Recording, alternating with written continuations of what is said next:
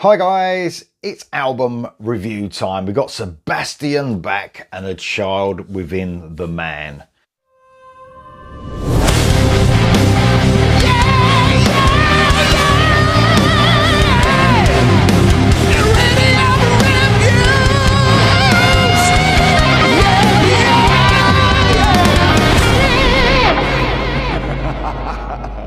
This album is already released. It's available everywhere. It came out yesterday, the 10th of May on Reigning Phoenix Music.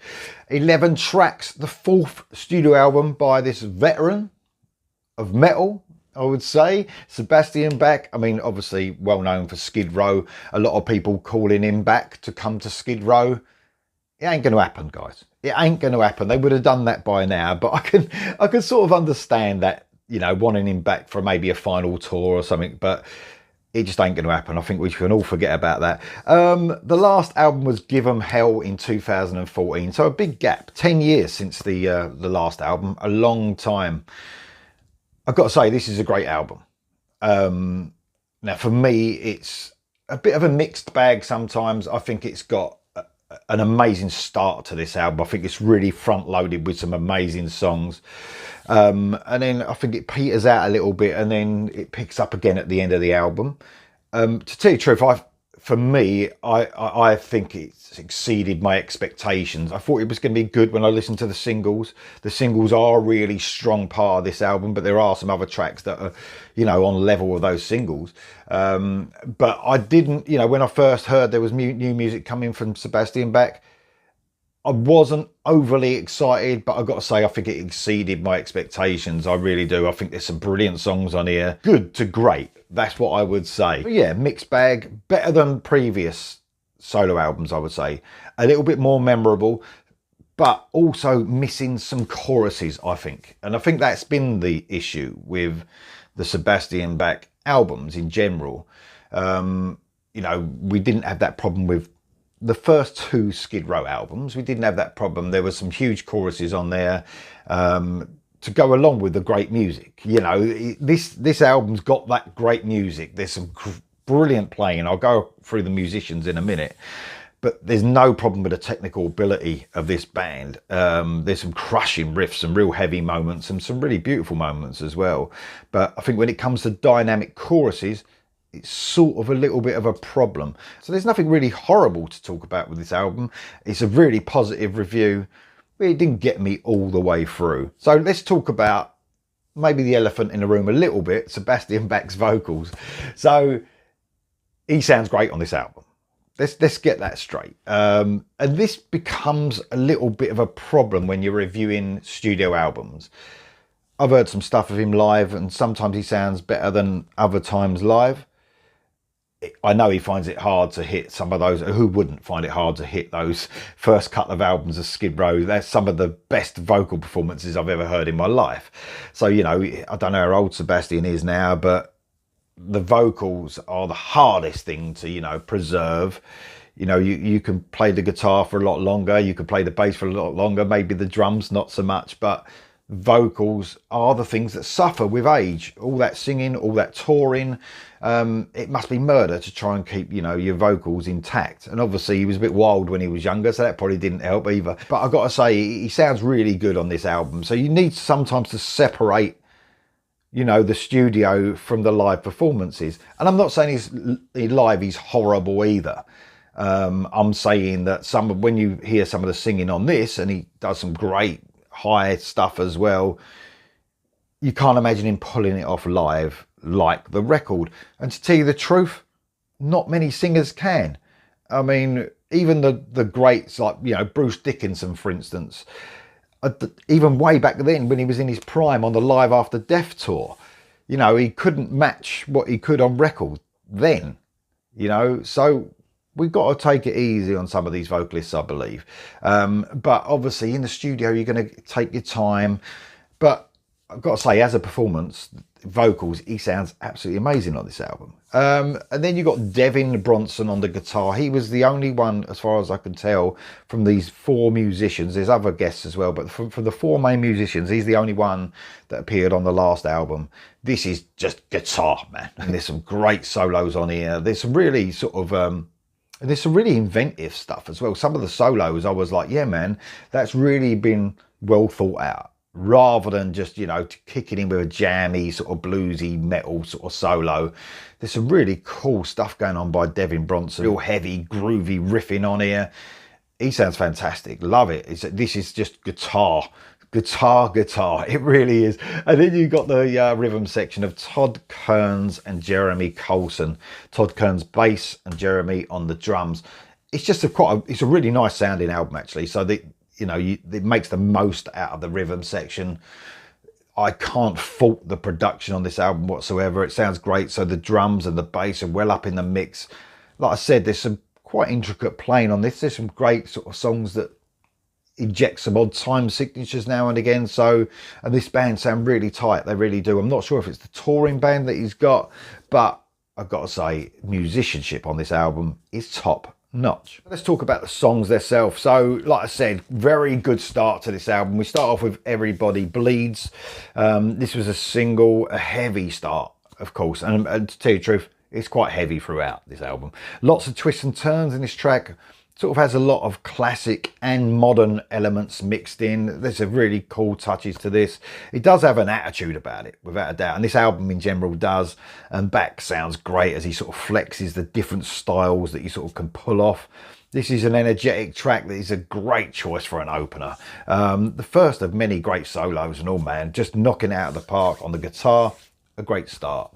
And then we move on to Freedom. So we're kicking off with the first song that wasn't a single, medium paced song, and man, oh yeah, the cowbell. There's a lot of cowbell on this album, which I love. It just comes in on this track. It's another great song, medium paced, groove laden, heavy rock. This is a really great performance by Bach as well. He sort of has this nasty feel to his voice. I always love that about him. He can really give that attitude, and he switches to a very cool sort of melodic tone in the chorus. Great job by Bach. It has this sort of sleaze metal style and gives the album a great 1-2 punch to start. Then we move on to the next song, which is Hold On to the Dream. This is probably the standout track for me on this album. Blew me away when I first heard it. A single, obviously, for me, the standout track at the moment. The subtle beginning, the slow build up, and the monstrous start when the band kick in. It's just, man, fucking brilliant. It gives you that same feeling when you sort of first heard sort of Monkey Business way back in 91. Was it 1991? Sort of had that feel when that first kicked in and you was like, fuck me, this is heavy. There may be a slight lack of a chorus again, like a hooky chorus, but it doesn't make the track any less impactful on this song. What Do I Got to Lose is the next track. This was the first single that was released, and I remember thinking, man, this is a really good start. And yeah, another strong track to cement a really impressive start to the album. That sort of metal rock and roll groove is just brilliant.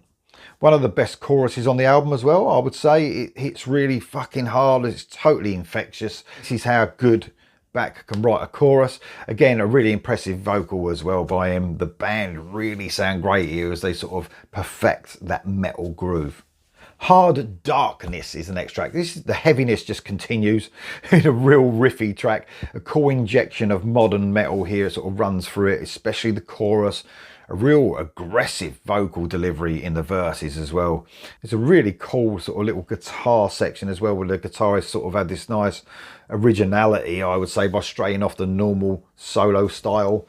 Great work by him.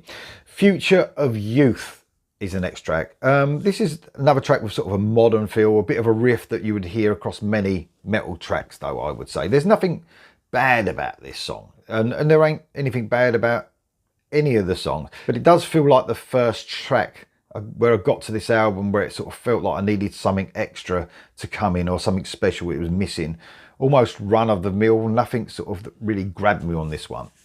Then Vendetta, an almost sort of Metallica-esque riff kicks this one off. It did get my attention from the beginning, but then it sort of lost its way a little bit and felt a little bit directionless in places. Dare I say, a little too grungy as well for my liking. I mean, I liked a bit of grunge, but I want grunge bands to do that. I don't really want to hear that from a Sebastian Bach album, if that makes sense. I quite like the chorus, though. I think it's an improvement on some of the songs we've heard before. FU is the next track. I've got to admit, I rolled my eyes a little when I saw the title of the song. A basic sort of rock and roll track that you can hear from a multitude of other bands that sort of do it a little bit better. Sort of bands could write this song with their eyes closed. A lot of bands now. It's okay, but it literally is just that. Okay. And FU doesn't stand for fuck you, by the way. What I can make out, it stands for fake you. Almost more of rolling your eyes than fuck you, I would say. Anyway, Crucify Me is the next track. A definite improvement, I think. And this is where the album picks up a little bit more. So there's improvement on the last few tracks, but not reaching the heights of the great start of the album. Some great heavy guitar work throughout this song, though, as the song is sort of treated to some really dirty, dirgy riffs. A slight sort of Alice in Chains feel, I would say, in short bursts as well. That's never a bad thing. I think if you're going to touch upon the grunge period, I never saw Alice in Chains as a grunge band anyway. I always saw them as a metal band, but I feel there's some slight Alice in Chains influence here. Next song is About to Break. I like this one. Very melodic in the verse. There's a cool riff that has a slight odd time signature, sort of giving it a slight prog metal feel. This is a track that sort of lacks a chorus though. I was waiting for it, but it never really came. I like the solo on this one. Again, it has a really nice sort of proggy feel. Very cool. And then we finish with the ballad To Live Again. A ballad to end the album that I suppose could never compete with some of the stuff that, you know, Bach has put his hand to in the past, with Skid Row especially. I mean, man, there's been some of the best ballads ever. But it ain't bad. It ain't bad at all. It's almost some Queen influence, I would say. A melancholy track that hits all the right notes for me, and is a great way to finish this album off. Bach sounds really good here, as he has been throughout this album. A cool track to end on. So guys, I'm sure this is going to be a popular album. We've been waiting a long time. Bach's never out of the press either, is he? He's always there, whether he's releasing music or not. And the title of the album as well, The Child Within a Man. I mean, man, either he's got a really good sense of humour and he understands what he's like, or he just doesn't get it at all. I don't really understand. But it is a really good to great album. I'm not saying it's going to be in my top 5 or even top 10 at the end of the year, but for me, some really, really strong points on this album. I think there's just some songs that are a little bit throwaway on parts of the album. But guys, Sebastian Bach, Child Within the Man. Let me know what you think of it in the comments below, and I'll see you soon.